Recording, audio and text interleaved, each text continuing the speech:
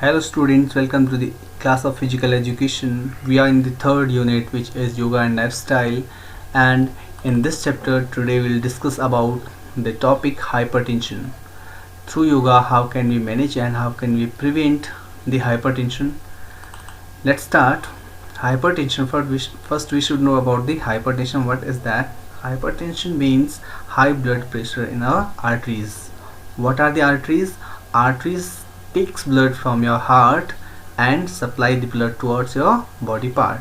Mainly arteries carries the pure blood, and aorta is the longest artery of the body. The normal blood pressure is 120 by 80, and a blood pressure of 140 by 90 or above is considered as high blood pressure, in which the first number, it means 120, or we are talking about 140, that is systolic blood pressure, and 90 or this 80 is diastolic blood pressure. Systolic blood pressure occurs that time when our heart contracts, and diastolic blood pressure will be there in which time our heart contracts. Now through yogasanas we can prevent from the hypertension, which is a lifestyle disease nowadays. The beneficial asanas are Tadasana, Vajrasana, Pawan Muktasana, Ardha Chakrasana, Bhujangasana and Savasana. First asana is Tadasana. This is also known as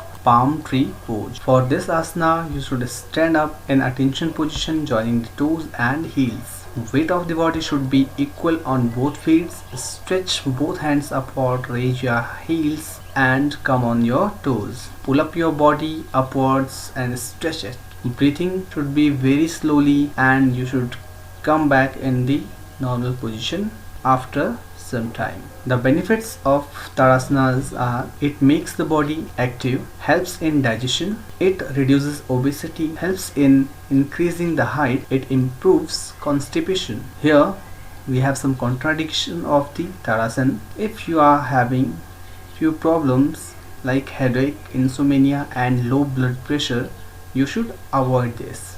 The next asana, which is very helpful to prevent the hypertension, that is Vajrasana. Vajrasana is the single asana which we can perform after having meal. It is also known as meditative asana.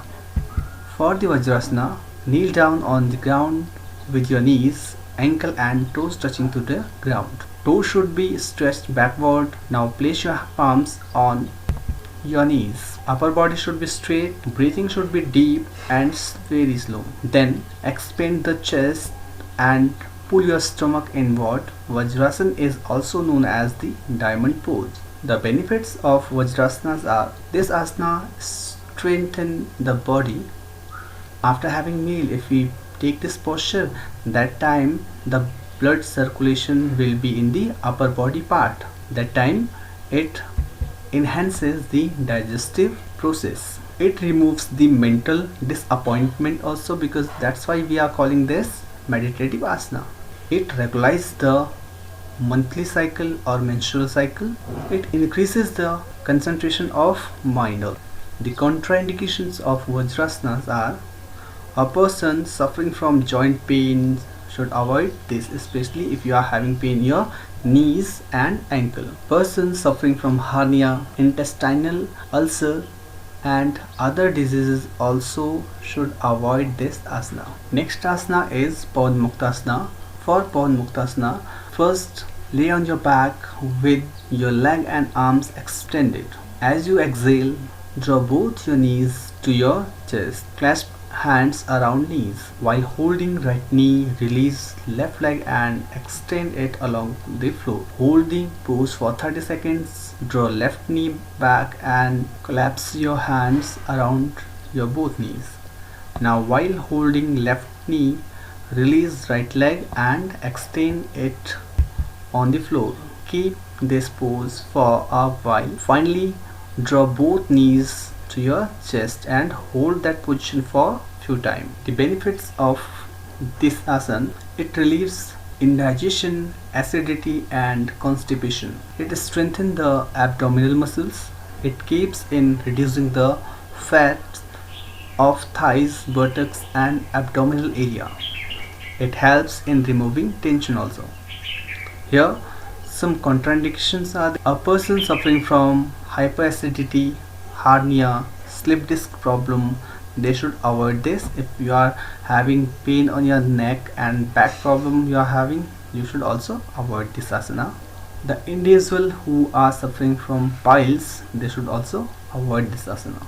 The next asana is Ardha Chakrasana. This is the half bending pose. It is also known as half wheel pose. The procedure for this: stand straight with your feet together, hold hip with your hands. With slow inhalation, bend backward without bending your knees. Remain in this pose for few times. The benefits of Ardha Chakrasana are: it helps in digestion, it improves heart function and regulate blood pressure. Asthma and high blood pressure can be cured through this asana. It removes fat around the waist region. Discuss about the contraindication of this asana. If you are having the back problem or back issue, you should avoid this asana. If you are suffering from hernia or peptic ulcer, then you should not perform this asana, and you should also avoid this asana if in case of hip and spinal problem. Next asana through which we can prevent hypertension, that is Bhujangasana. Bhujangasana is also known as Cobra pose. Let's discuss about the process. Lie down on your belly on the ground and joining the body, feet completely touch the ground. Touch your body from toes to navel to the ground. Raise the upper part of the body, touching the hands in the front, and lift your shoulders upward. Thus the upper body part will become like a snake. That's why we call this snake pose or cobra pose. The benefits of Bhujangasana: it removes belly fat, brings strength and activeness in the body. The disease of spleen and liver are got rid of. This asana also makes our backbone flexible. It helps in removing backache, and it also helpful for our mental problems. The contraindications of Bhujangasana are: people with hernia, back injury and headache should not do this asana, and the pregnant lady should not perform this asana.